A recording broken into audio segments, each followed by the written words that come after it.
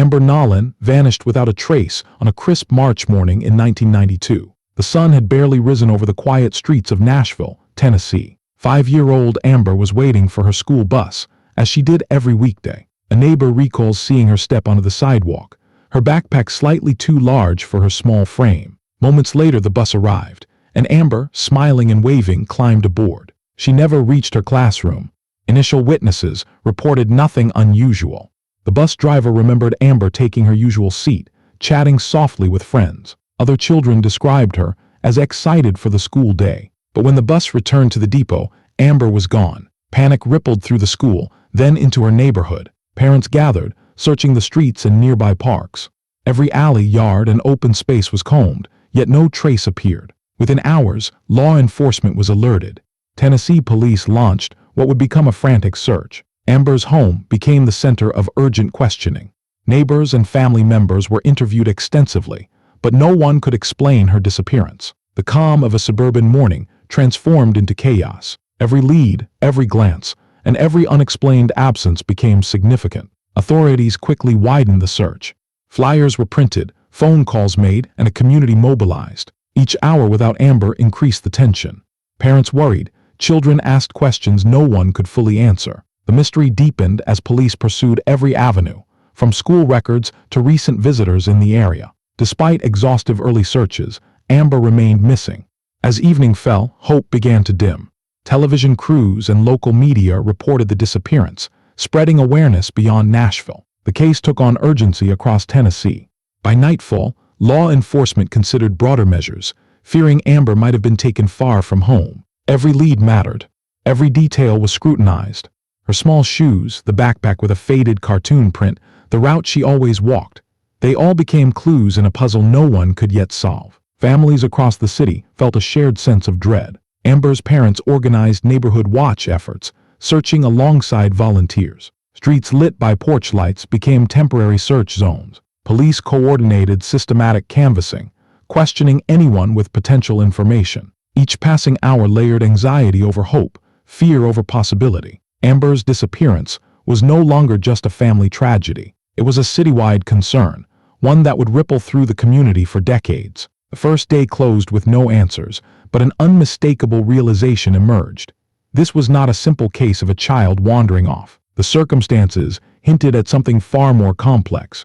In that early window of investigation, patterns were noted, evidence collected, and records kept. Yet nothing could have prepared the city, or Amber's family, for the journey that would unfold over the next 21 years. By night, Nashville's streets returned to quiet. Homes were lit by worry, prayers whispered for a child unseen. Amber Nolan had vanished.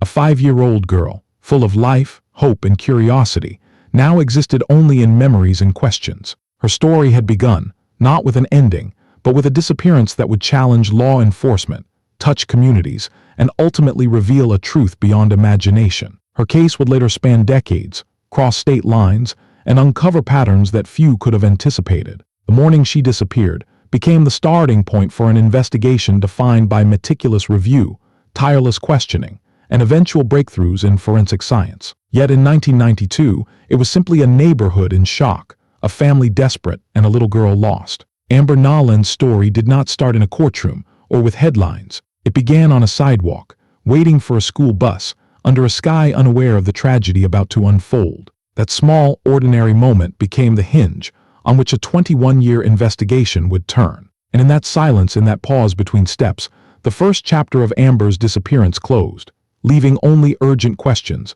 mounting tension, and a community unsettled by the unknown. Her name entered records that evening. Each official note, each police report, each desperate search log would later serve as the framework for a complex investigation. The disappearance was immediate, the impact profound, and the search relentless. Amber Nolan was missing, and the world had just begun to notice. Nashville in 1992 was a city of quiet streets, small communities, and familiar routines. The neighborhoods where Amber Nolan lived and played were typical of the time. Modest houses lined with trees, sidewalks where children rode bikes and parents waved from porches. Families knew one another, and safety was assumed. The local elementary school where Amber was enrolled was considered secure. Teachers knew the children by name, and daily rituals were well established. Amber's family was part of this close-knit environment. Her parents juggled work schedules, school drop-offs, and household responsibilities. Weekdays followed predictable patterns. Mornings filled with breakfast, bus rides, and the chatter of children preparing for the day ahead. Her 5-year-old life was small but full. She played in yards with neighborhood friends, laughed over playground games, and drew pictures that captured the imagination of her family. Her routines were ordinary, yet in them lay the backdrop for the extraordinary event that would unfold. Community dynamics also influenced the response to her disappearance. In 1992, child safety alerts were primarily local. Communication relied on landlines, flyers, and neighborhood networks. Parents relied on trust in neighbors and routine.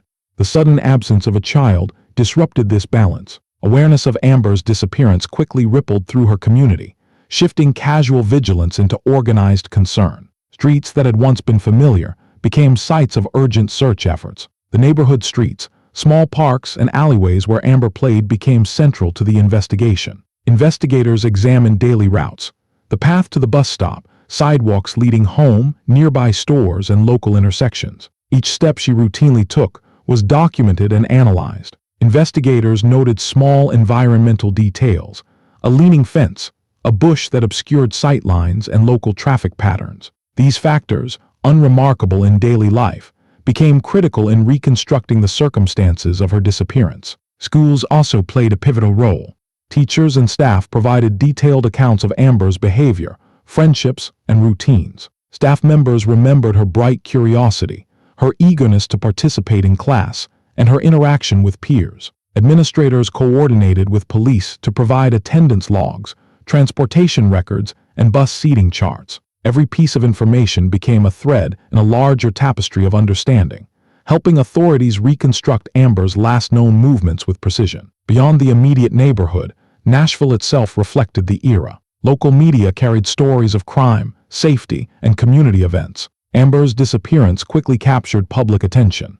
Television and newspapers amplified the urgency of finding her, while law enforcement worked to navigate the limits of available technology. Early 1990, investigative tools included paper records, telephone follow-ups, and door-to-door canvassing. Digital resources were minimal. Every lead had to be manually documented, cross-referenced, and verified. Cultural and social context also shaped the family's experience. Parenting norms, community trust, and social expectations of the early 1990s influenced both the search and the response to Amber's disappearance. Families organized volunteer searches, coordinated with local authorities, and offered support. Neighbors became temporary investigators, mapping the streets and recalling unusual activity. Social cohesion both aided and constrained the investigation, highlighting the interplay between daily life and emergent crisis. Amber's disappearance was not an isolated incident in American society, yet for Nashville, it was a profound shock. The routines of early childhood collided with the unpredictability of abduction. The ordinary details of playgrounds, bus routes, and family rituals provided context for understanding both the urgency and complexity of the search. These elements framed the city's response and informed the strategies law enforcement would employ over the following days and weeks. In the early months, understanding Nashville's social fabric proved essential. Investigators assessed movement patterns, community interactions, and familial dynamics. They examined local events, traffic patterns, and even seasonal behaviors that might influence visibility or concealment. The city itself became a living map of clues, with Amber's disappearance marking a disruption in its daily flow. By situating Amber's life within this world, her story gains depth. She was a child of her time, embedded in routines and spaces familiar to her family and neighbors. Her disappearance disrupted not only a family but a community, highlighting the vulnerability present in even the most ordinary environments. Nashville's streets, schools, and homes were no longer simply places of daily life. They became critical sites for understanding the event that had appended them. Amber Nolan was not just a missing child. She was a bright, curious 5-year-old with a life full of small routines, friendships, and family love. Her mornings began with the smell of breakfast in the kitchen, the hum of a small radio, and the chatter of her parents preparing for work. She loved cartoons, coloring, and holding her little brother's hand as they walked to the bus stop. Her days were filled with playground laughter, classroom stories, and the simple joy of childhood exploration. Family photographs capture her energy, her wide eyes, mischievous smile, and eagerness to explore the world around her. She had favorite toys, treasured books, and bedtime stories that marked the transition from day to night. Her parents recall her excitement for small adventures, trips to the park, visits to the local library, and neighborhood walks. Each activity, no matter how routine, reflected a life full of curiosity and connection. Neighbors remember Amber as friendly and gentle.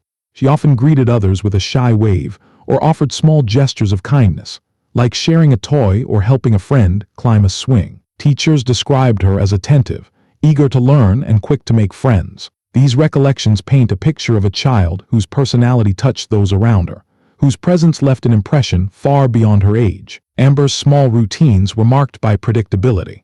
She followed morning rituals, remembered her chores, and enjoyed rituals such as choosing her favorite outfit or lunchbox for the day. Her world, though simple, was structured by the care and guidance of her family. Each pattern mattered because it provided context for understanding the disruption caused by her disappearance. These routines became the baseline from which investigators would measure anomalies, reconstruct timelines, and trace her last known movements. Even in play, Amber demonstrated a sense of imagination and independence. She created stories with dolls, built small forts in backyards, and drew colorful pictures that depicted her understanding of the world. Her creativity reflected a child comfortable in her environment, yet eager to explore beyond it. Friends remember her as a companionable presence, someone who brought energy and curiosity into every shared moment. Family dynamics were equally significant. Amber's parents balanced work and home life while providing a nurturing environment. Her home was filled with laughter, care, and a structured sense of safety. Siblings recall her protective instincts, her small gestures of affection, and the way she navigated relationships with both peers and adults. Understanding these family interactions provides insight into the void her disappearance would later create. Amber's life, though brief, was intertwined with the routines and spaces of early 1990s Nashville. From neighborhood walks to school days, every moment contributed to a context of normalcy abruptly interrupted. Her humanity, her presence in everyday life, reminds investigators and the community that missing persons are more than cases. They are lives, memories, and connections abruptly severed. The early response to her disappearance focused not only on locating Amber, but also on understanding the life she had been living. Every interview, search, and record aimed to reconstruct her experiences, habits, and interactions. By centering her as a human being rather than a statistic, the investigation preserved the gravity of what was lost and the stakes involved in finding her. Amber's personality, her routines, and her relationships would guide both the initial search and the later investigation. They informed witness questioning, helped identify potential leads, and shaped law enforcement strategies. Her life provided context for urgency, illustrating not only who she was, but also why finding her mattered so profoundly. By understanding Amber as a human being, curious, loved, and integral to her family and community, the audience can grasp the depth of the tragedy and the enduring motivation behind the investigation. Every missing piece of information, every unexplored lead, was measured against the life she led, ensuring that her humanity remained at the forefront of every action taken on her behalf. As hours turned into days, the pressure to locate Amber Nolan intensified. Law enforcement expanded their search radius, enlisting volunteers, community members, and neighboring jurisdictions. Every street, park, and alley within the initial perimeter was scoured repeatedly. Each passing day without Amber heightened the tension, pushing authorities to consider that this disappearance might not be accidental. Police focused on Amber's routine paths. Investigators retraced her walk to the bus stop, noting all possible deviations. Neighborhood canvassing revealed small anomalies. Neighbors remembered strangers in the area, unusual vehicles parked along quiet streets, and fleeting glimpses of activity that seemed unrelated at the time. Each report, no matter how minor, became a thread to follow. Investigators cataloged these accounts meticulously, aware that any detail could be critical. The issuance of a nationwide Amber Alert marked a turning point. The case moved beyond Nashville, mobilizing law enforcement and communities across the United States. Flyers, media announcements, and broadcast bulletins spread Amber's image far and wide. Families of missing children reached out with tips, and investigators began sifting through leads with increased urgency. This amplification intensified the search, but also introduced challenges, including false sightings and misidentified tips, all of which required careful documentation. Meanwhile, interviews with the bus driver and other children on the route provided additional context. Some children recalled seeing a figure near the bus, while others described moments that seemed mundane yet now carried weight. The bus driver's account confirmed Amber's presence and routine that morning, narrowing the window of her disappearance. Each testimony was cross-referenced, establishing a timeline critical to understanding what might have occurred. Family and neighbor interrogations became a central component of the investigation. Police questioned those closest to Amber, seeking clarity on recent interactions, unusual behavior, or potential threats. While no evidence implicated those within her immediate circle, the process reinforced the urgency and thoroughness of the search. Every personal recollection, no matter how small, was recorded to prevent gaps in the timeline. Community pressure mounted alongside official investigation efforts. Neighborhood watch groups organized systematic searches, walking streets, inspecting vacant lots, and contacting authorities with any information. Local businesses and schools provided assistance, ensuring that Amber's image and description remained highly visible. Each day of fruitless searching increased anxiety and frustration, both for authorities and for a community desperate for resolution. Law enforcement also considered the possibility of abduction.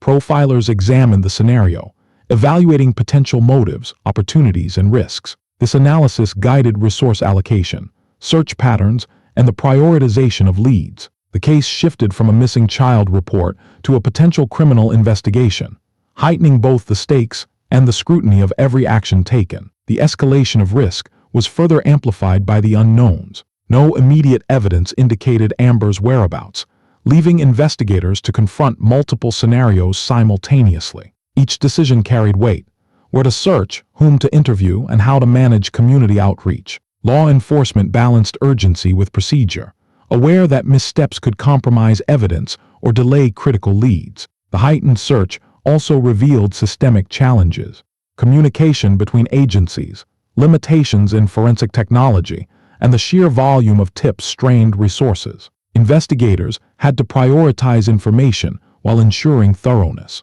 Every delay, every oversight, risked reducing the window for safely recovering Amber. These factors intensified the pressure on both professionals and volunteers alike. As days passed, the city's collective anxiety grew. Amber's disappearance was no longer just a family tragedy. It was a test of Nashville's ability to protect its youngest residents. The convergence of community concern, media attention, and law enforcement action underscored the escalating urgency. Each new lead, whether a fleeting sighting or a minor clue, had the potential to shift the investigation in a critical direction. By the end of the initial weeks, the search had become a complex operation involving multiple layers of oversight, coordination, and analysis. Amber Nolan's absence weighed on every decision, compelling authorities to adapt strategies and expand outreach continually. Every step, from canvassing neighborhoods to analyzing early tips, reflected the escalating risk inherent in unresolved abductions. The pressure was relentless, but each effort brought investigators closer to understanding the events that had disrupted a family, a community, and a city. The morning Amber Nolan disappeared was the last time anyone saw her. She stepped onto the bus with a smile, her small backpack bouncing against her shoulders. In the hours that followed, her absence became undeniable. The bus driver completed the route, dropped off the other children, and only then realized Amber was missing. The quiet street had become the scene of a crime no one yet fully understood. Investigators began reconstructing the timeline with precision. Amber's departure from home, the walk to the bus stop, and her boarding of the vehicle were examined minute by minute. Witness statements were collected, including those from children who saw her on the bus and from adults who had been nearby. Each account was analyzed for consistency and anomalies, helping authorities narrow the window of her disappearance. Evidence on the bus was minimal but telling. Nothing suggested a struggle in the immediate area. No signs of forced entry or coercion were observed along her normal route. Investigators began considering that the abduction might have been sudden, executed by someone who had studied Amber's routines. The lack of immediate clues made reconstructing the sequence of events crucial. Police also mapped her potential movements beyond the bus. They documented local roads, neighboring blocks, and possible hiding spots. Every sidewalk, yard, and alley was considered. Investigators created diagrams to visualize the area, combining witness reports with physical evidence. These efforts were designed to recreate Amber's experience in the moments before her disappearance and to anticipate where she might have been taken. The potential involvement of an external perpetrator shifted investigative focus. Authorities reviewed traffic patterns, nearby vehicles, and local individuals with criminal histories. Interviews extended beyond Amber's immediate community, examining anyone who might have been near the bus route at the relevant time. The methodical approach ensured that all avenues were explored without presuming motive or intent. Authorities also looked at behavioral patterns consistent with child abductions. Analysts evaluated known offenders in the area, cross-referencing previous cases for similarities. While no immediate connection emerged, the exercise laid the groundwork for understanding Amber's disappearance within a broader context of serial or opportunistic abductions. Each lead was cataloged, every piece of information preserved for future reference. Forensic investigation began as early as possible. Although the technology of the early 1990s was limited compared to later standards, every effort was made to collect physical evidence. Bus seats were examined, surrounding areas combed for fibers or personal items, and clothing from Amber's last day was documented. These procedures created a foundation for the eventual re-examination decades later. Investigators coordinated with regional and national agencies.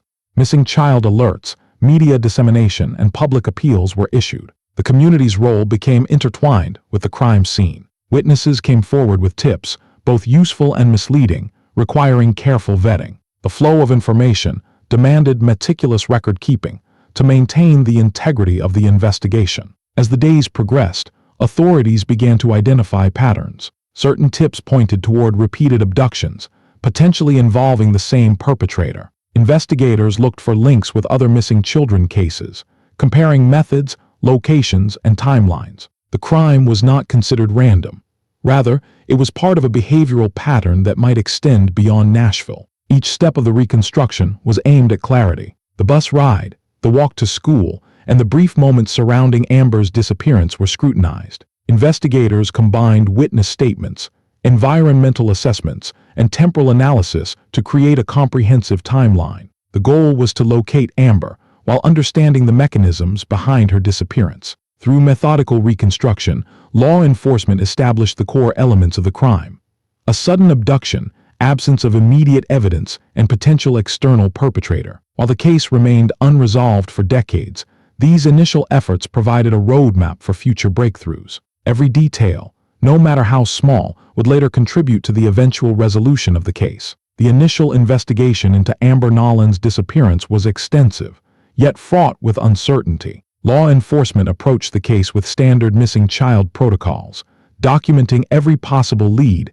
and interviewing those closest to her. Family members recounted Amber's last movements in detail, neighbors provided observations, and school staff confirmed routines. Every statement was meticulously recorded, forming the foundation for a case that would soon stretch far beyond the local community. Investigators questioned the bus driver and children repeatedly, seeking consistency in their accounts. Minor discrepancies were expected, but patterns emerged that helped define the critical timeline. Officers also canvassed the neighborhood, tracking unusual activity reported by residents. Each reported sighting or unfamiliar vehicle was logged, even when the leads seemed tenuous. Authorities recognized that early investigation windows are crucial, and they treated every report as potentially significant. Police explored the immediate environment surrounding Amber's last known location. Sidewalks, alleys, and adjacent yards were inspected.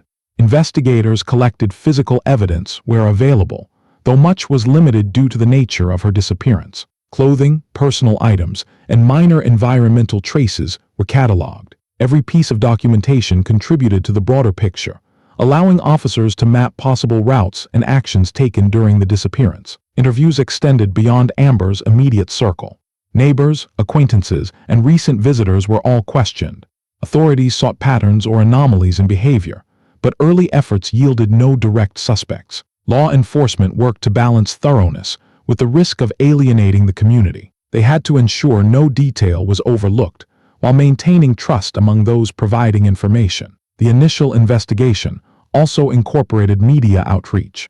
News reports and flyers amplified awareness, prompting tips from outside Nashville. While many leads were false or unverifiable, they were carefully cataloged. Police officers cross-checked timelines and locations to confirm credibility, understanding that misinformation could hinder progress. This systematic approach ensured that only actionable evidence guided subsequent steps. Investigators also reviewed records of prior incidents in the region. Any history of similar abductions or suspicious activity was analyzed for connections. Though no immediate link emerged, these comparative reviews would later prove valuable when examining serial patterns. Early attention to detail and record-keeping laid the groundwork for future breakthroughs. Coordination among agencies was critical. Local law enforcement worked closely with state authorities to track Amber's disappearance. Telecommunication and reporting protocols were established to share tips efficiently. Officers collaborated with child protection services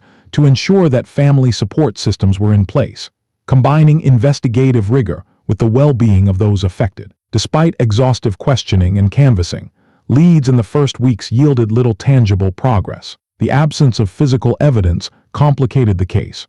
Officers relied heavily on witness accounts, behavioral profiling, and environmental analysis to guide searches. The investigative team understood that time was a critical factor in missing child cases, intensifying the urgency of their work. Authorities also considered potential motives and opportunities without speculation. They examined known offenders in the area, assessed risk factors, and evaluated scenarios consistent with child abduction. This analytical approach ensured that the investigation remained grounded in evidence, avoiding assumptions or conjecture. Documentation was meticulous. Logs of interviews, canvassing reports, and search activities were maintained to allow for future reference. Each step of the investigation built a detailed chronology, essential for understanding the case years later. Even when leads went cold, the records preserved insights that would eventually aid in Amber's recovery. The initial investigation, though unable to immediately recover Amber, established a framework for decades of follow-up work. Every interview, search, and documented observation contributed to a knowledge base that would later prove critical. The combination of thorough procedures, witness cooperation, and methodical record-keeping set the stage for the eventual resolution of a case that would span 21 years. Years passed before Amber Nolan's case advanced beyond the cold file stage. In 2013, law enforcement revisited the investigation with renewed focus, leveraging advances in forensic science unavailable in 1992. DNA analysis, abandoned property searches, and pattern recognition became central tools in piecing together a story that had remained hidden for more than 2 decades. Authorities identified connections to a serial kidnapper operating across multiple states. Abductions with similar methods suggested a pattern, and investigators compared Amber's disappearance to other unresolved cases. The identification of these links allowed law enforcement to narrow potential suspects without relying on speculation, focusing solely on verifiable evidence. This approach reframed the investigation from a single missing child case to part of a broader criminal pattern. Charges were prepared once investigators obtained sufficient evidence. DNA recovered from an abandoned property matched samples associated with other missing children. These findings provided a legal foundation to arrest the perpetrator. Authorities acted carefully, ensuring the chain of custody, the integrity of the forensic evidence, and the procedural requirements of law enforcement were met. Court proceedings were methodical. Legal teams presented documented evidence, witness statements, and forensic analysis. The defense had opportunities to challenge procedures, question the chain of evidence, and examine testimony. The case moved deliberately through the judicial system, reflecting the balance between pursuing justice and protecting legal rights. Prosecutors emphasized the corroborated DNA matches and the patterns established across multiple abductions. The timeline, meticulously reconstructed over 21 years, demonstrated consistency with known behaviors of the perpetrator. Documentation from the initial investigation reinforced the credibility of these findings. The court considered both historical records and contemporary evidence in evaluating the charges. The arrest of the perpetrator shocked the Nashville community. Residents who had followed Amber's disappearance decades earlier confronted the realization that the case was part of a larger series of abductions. The legal outcome confirmed that the initial investigation, while limited by technology at the time, had laid critical groundwork. The meticulous collection of records, witness accounts, and environmental observations allowed prosecutors to build a case that ultimately held in court. While Amber had survived, the legal process underscored the limitations of past investigative methods. Evidence that could not be analyzed in 1992 became decisive in 2013. The courtroom proceedings emphasized procedural rigor, illustrating the interplay between long-term investigation, scientific advancement, and legal frameworks designed to protect both the accused and the victim. Throughout the legal process, Amber's family maintained involvement, providing statements about her life, experiences, and recovery. Their testimony contextualized the impact of the abduction, underscoring the human element behind procedural procedures. Legal decisions considered both the facts of the case and the consequences for the victim, resulting in a resolution grounded in evidence, not speculation. The conviction and sentencing brought accountability without sensationalism.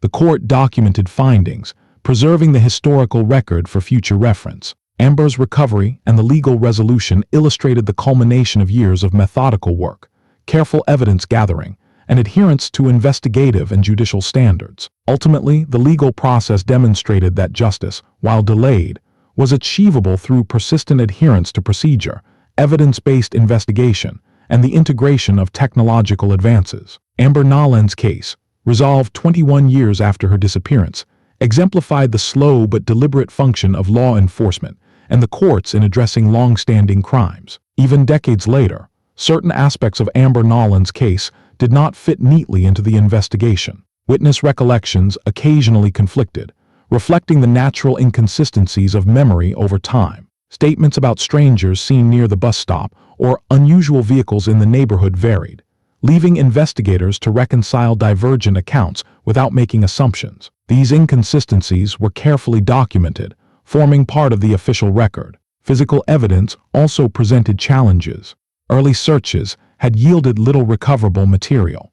Items that might have held forensic value were either missing or degraded over time. Investigators noted these limitations, acknowledging that gaps in the record complicated definitive conclusions about Amber's movements in the hours following her disappearance. Yet the absence of evidence did not prevent analytical review. Some tips collected during the initial investigation never produced actionable leads. Investigators recorded them meticulously, but could not confirm their relevance. These unresolved points illustrate the difficulties inherent in long-term missing child cases, where early reports can be fragmentary or misleading. Maintaining accurate records ensured that future investigators could revisit these leads without introducing speculation. Patterns identified in later reviews sometimes appeared inconsistent with known timelines. The serial abductors' methods, discovered after examining multiple cases, suggested behaviors that did not align perfectly with all early witness statements. Investigators carefully distinguished between corroborated facts and observations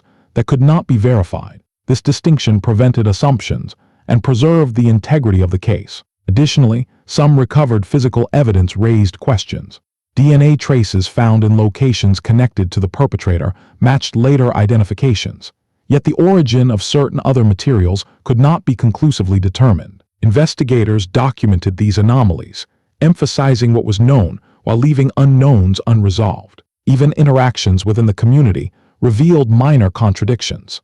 Neighbors' recollections sometimes conflicted about routine schedules, sightings, or unusual activity in the vicinity of Amber's last known location. Authorities treated these differences as data points rather than conclusions, understanding that memory and perception can vary without undermining overall findings. Reconciling these conflicts required methodical analysis.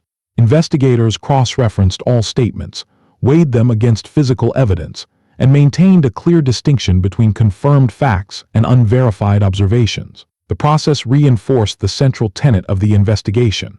Unknowns remain unknown, and conclusions are grounded solely in evidence. Despite these conflicts, the core findings remained consistent.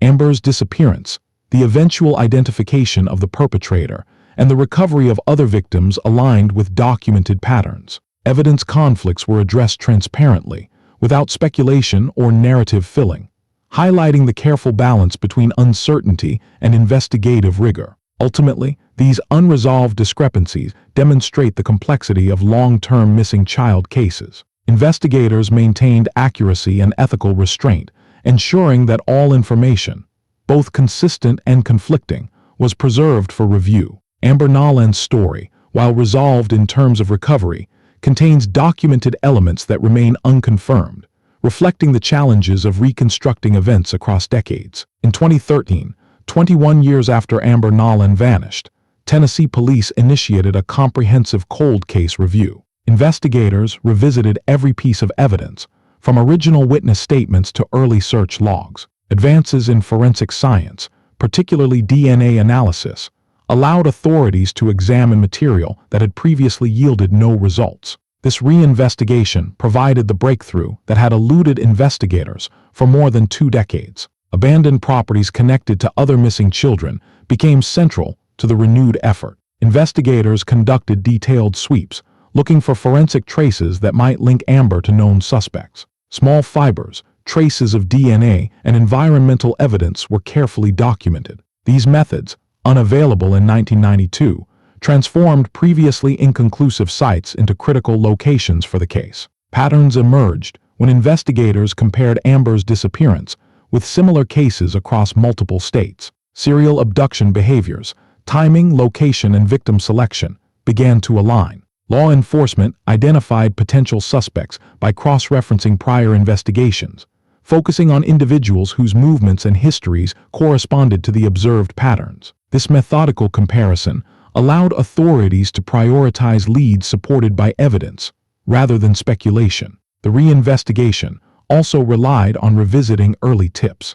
Leads that had been inconclusive were re-examined in light of new forensic techniques. Statements from neighbors, bus passengers, and family members were analyzed alongside updated databases. This process uncovered connections that were previously unnoticed, demonstrating the value of maintaining detailed records over decades. DNA collected from items found in abandoned locations matched profiles from other cases involving a serial kidnapper. These matches confirmed a link between Amber's disappearance and a broader criminal pattern. Investigators approached this evidence cautiously, ensuring proper verification and documentation before drawing conclusions. The breakthrough provided both clarity and direction for the case. Authorities extended the investigation across state lines, recovering information from other missing children cases. Collaboration with law enforcement in different jurisdictions helped piece together a larger picture. The movement of victims, timelines of abductions, and suspect behaviors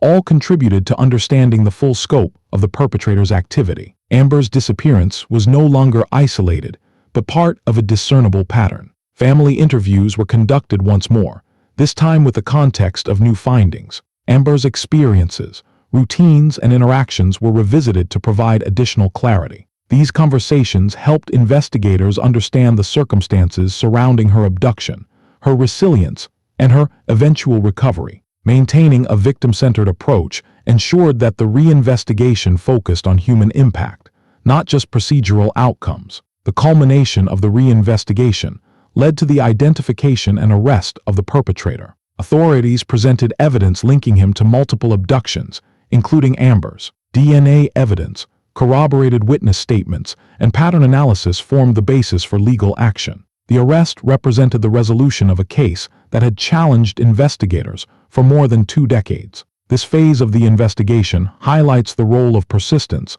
scientific advancement, and meticulous record-keeping. Every observation, tip, and piece of evidence collected during the initial investigation became critical during the cold case review. Amber Nolan's recovery and the apprehension of her abductor demonstrate the effectiveness of reinvestigation grounded in evidence and procedural rigor. Ultimately, the reinvestigation transformed a decades-old mystery into a resolved case. While Amber's absence had left lasting questions, the careful application of modern forensic techniques and interagency collaboration provided answers. The success underscored the importance of revisiting unsolved cases with new tools and perspectives, ensuring that even the longest-standing mysteries could be addressed. The investigation into Amber Nolan's disappearance also highlighted systemic factors that influenced the trajectory of the case. In 1992, law enforcement faced limitations in technology that constrained evidence collection.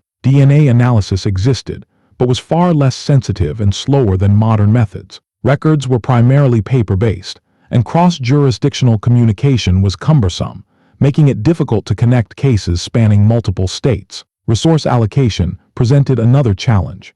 Local police departments were often stretched thin, balancing routine duties with the urgent demands of a missing child case. Coordinating neighborhood searches, interviews, and media outreach required careful prioritization. Despite these constraints, officers documented every lead, understanding that thorough record-keeping could allow for later reevaluation as technology advanced. The early 1990s also lacked the integrated national databases that later proved invaluable. Without centralized systems for sharing information on missing children, patterns connecting multiple abductions were harder to detect. Investigators had to rely on local knowledge, phone calls between jurisdictions, and handwritten logs. These factors contributed to delays in recognizing connections that became clear decades later during the cold case review. Geography played a role as well. Amber's neighborhood, while residential and familiar to its inhabitants, contained streets, parks, and alleys that were difficult to monitor continuously. Suburban layouts allowed for rapid movement out of immediate view. Investigators had to consider both the local terrain and the possibility of transportation beyond the city, complicating search efforts. The evolution of forensic technology dramatically shifted the case's possibilities. By 2013, investigators could analyze DNA from materials that had been collected but previously uninterpretable. Modern databases enabled cross-state comparisons, revealing links between Amber's disappearance and other abductions. These advances addressed systemic gaps present during the original investigation. Community engagement was another systemic factor. The trust and cooperation of neighbors, schools, and family members were crucial for both the initial investigation and the reinvestigation. Authorities relied on the community to report anomalies, provide witness statements, and maintain vigilance. Without this support, even the most advanced forensic techniques might have produced slower results. Media dissemination also shaped the investigation. The Amber Alert system, still in its early years, could not immediately reach a national audience in 1992. Later, media coverage amplified awareness, prompting tips that were critical during the cold case review. Technology, social structures, and communication networks all intersected to influence both challenges and successes. Law enforcement's procedural limitations were matched by their meticulous documentation. Officers maintained careful logs, preserving evidence that later became central to solving the case. This practice demonstrated how systemic processes, even under constraint, can provide continuity across decades of investigation. Ultimately, the resolution of Amber Nolan's case reflected not only investigative persistence, but also the interplay of systemic factors. Technology, geography, community cooperation, and procedural diligence each shape the path from disappearance to recovery. These elements highlight the broader context within which law enforcement operates, and the ways in which systemic factors can both hinder and enable the pursuit of justice. The long-term impact of Amber Nolan's disappearance extended far beyond the immediate trauma of her family. For 21 years, her parents lived with uncertainty, navigating the void left by her absence. Every holiday, birthday, and milestone was marked by the absence of a child they could not locate. Their lives were defined by the constant hope of answers, tempered by the enduring pain of uncertainty. The recovery of Amber in 2013 brought profound relief, but also the challenge of reintegration. Therapy became central to her adjustment, addressing the psychological and emotional effects of long-term abduction. Family dynamics had shifted over 2 decades, requiring careful rebuilding of trust, routines, and communication. Every step of reunification was guided by professional support, emphasizing Amber's autonomy, safety, and well-being. Community response was equally significant. Nashville residents who had lived with the story for decades experienced a sense of closure, tempered by reflection on the gaps in early investigative resources. The case became a reference point for local law enforcement, highlighting both the need for early intervention and the potential for resolution even after many years. It demonstrated the power of persistence, community engagement, and advances in forensic technology. Amber's story also influenced broader legal and procedural standards. Her recovery underscored the importance of detailed documentation, interagency communication, and cold case reviews. Law enforcement agencies examined protocols to ensure that other missing children could benefit from lessons learned in her case. Policies regarding database sharing, forensic evidence preservation, and pattern recognition were informed by the strategies employed to ultimately locate her. The long-term impact extended to psychological awareness of abduction survivors. Amber's experiences highlighted the complexities of trauma over extended periods,